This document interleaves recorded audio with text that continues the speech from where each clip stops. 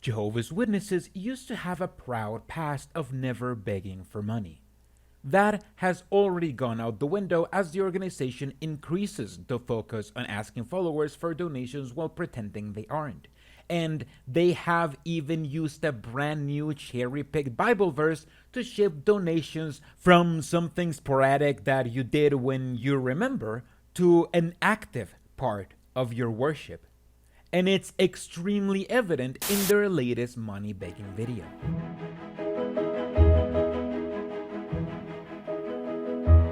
Are you amazed when you see the work Jehovah is accomplishing through the earthly part of his organization? Each year, more individuals are being reached with the good news. We're blessed with a variety of new spiritual food. Worldwide construction work is ongoing, and relief aid is provided to victims of disasters. The governing body has asked me to convey their deep appreciation for the gifts you give of your time, energy, and resources to assist with this work. Immediately, you get greeted with everything the religion wants you to think it does with the money you donate, like printing fewer and fewer publications, making videos, building real estate for the religion, and giving relief aid only to their own followers, if ever. And obviously, the speaker can't wait to tell you that this is direction from the governing body, because everyone knows they're supposed to obey the governing body. You may wonder, how do we make sure that we have the financial means needed to care for all of this activity? Following the principle at Luke 14:28, each year, branch offices of Jehovah's Witnesses calculate the expense of the projects needed and prepare a budget to ensure funds will be available. This is the most transparent they'll get when it comes to how they use their funds, by telling you the budget is determined by the elders in charge of the branches around the world. They will not go into all the millions of dollars they have to pay for CSA cases, and they will not tell you about all of the multiple lawsuits that they're dealing with. Instead, we get a brand new cherry-picked Bible verse that seems to support their donation arrangement. Your kind donations play a significant role in this budgeting process. You're following the principle at 1 Corinthians 16:2. Here, the first century congregation was encouraged to plan their financial contributions. They were told, on the first day of every week, each of you should set something aside according to his own means. Your generous and consistent practice of setting something aside helps us to be confident that the work that's planned can be accomplished with Jehovah's blessings. There is absolutely no verse in the Bible telling you to give money to a church. You can find multiple verses about giving your money to the poor and the widows, and this is what he's hijacking to ask for money.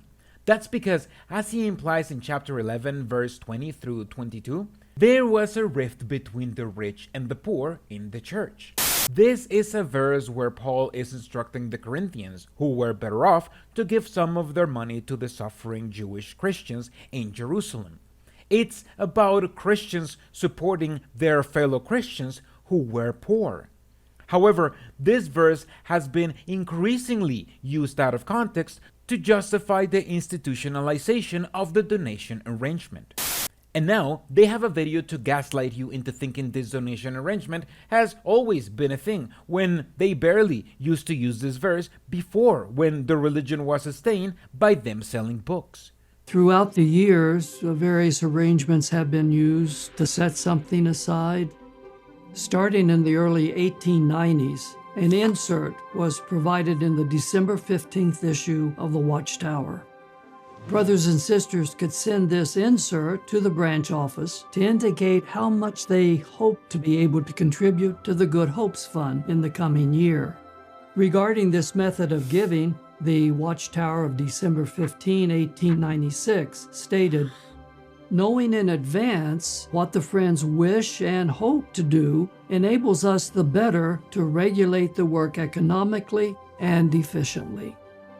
However, the Watchtower of May 1, 1959 made it clear that this indication was not an obligation. It said, This is not a pledge, but merely a statement of what one hopes to be able to contribute during the coming year. Today, using donate.jw.org, there are various donation methods available to contribute what one has set aside. Recurring donations help to provide an indication of funds that are available.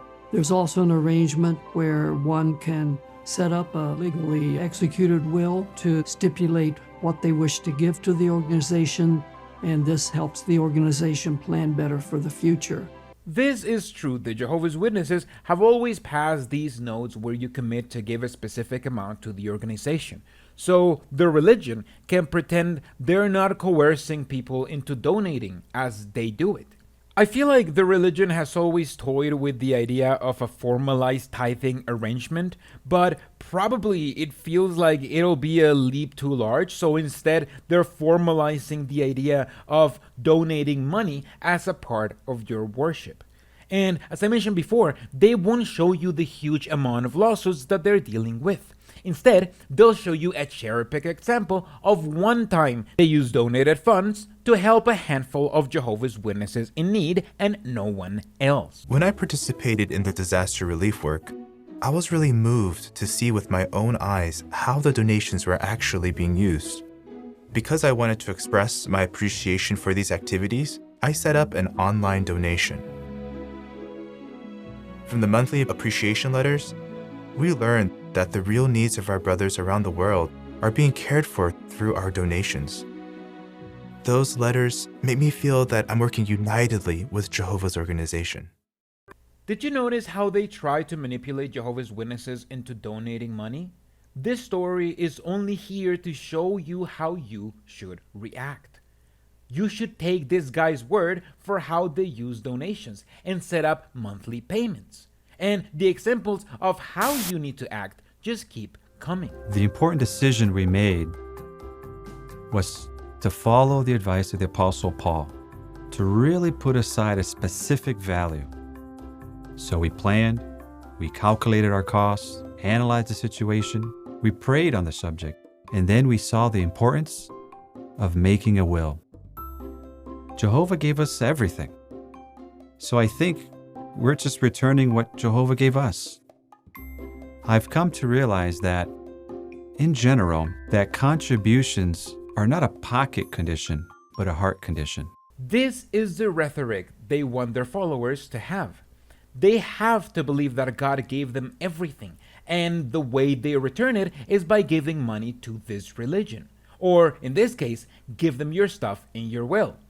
Look, I do ask for donations, and I see nothing wrong in people donating to other people or to causes that they believe in. But I would never tell you that you putting me in your will is how you can show you have a good heart condition, which, by the way, is what you need to survive Armageddon.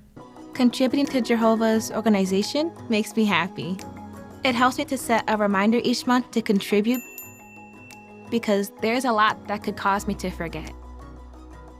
So setting the reminder helps me to remember to contribute toward Jehovah's organization. It doesn't matter whether we contribute a lot or a little, but what is important is that we contribute with our whole heart. That makes Jehovah very happy. That's right. You should even set up a reminder on your cell phone so you don't forget to donate.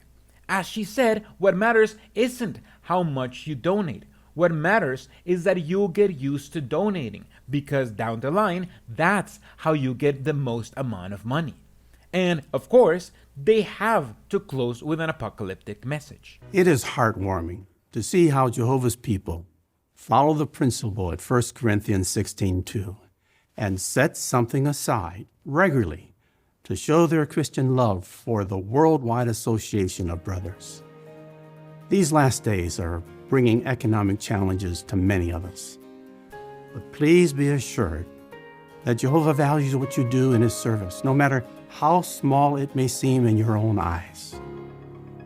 It's our prayer that Jehovah continues to bless your practice of setting something aside. This guy just said that they continuously pray to God to bless your practice of setting money aside to support this cult. I feel this is a sign of their departure from saying that everything is free and that they never beg for money. Not only are they begging for money overtly, they're telling you that donating is a part of your worship. So they expect you to donate to survive Armageddon, which is why they show people at refugee camps donating the money to the cult. Because this isn't about helping your fellow brother anymore. It's about you showing how much you love and obey the governing body by making sure you donate, regardless of how much that is. That's why I'm here to tell you the truth. The only way to get everlasting life isn't by donating your money to a cult. It's by donating your money to me, a random idiot online. I'll be giving out a real Sparlock to one of my supporters this weekend, and every patron gets access to the Sparlock files for free to get them 3D printed, besides getting eternal life in paradise. That's right, I'm a full apostate now. I want to get witnesses away from Jehovah and into following me.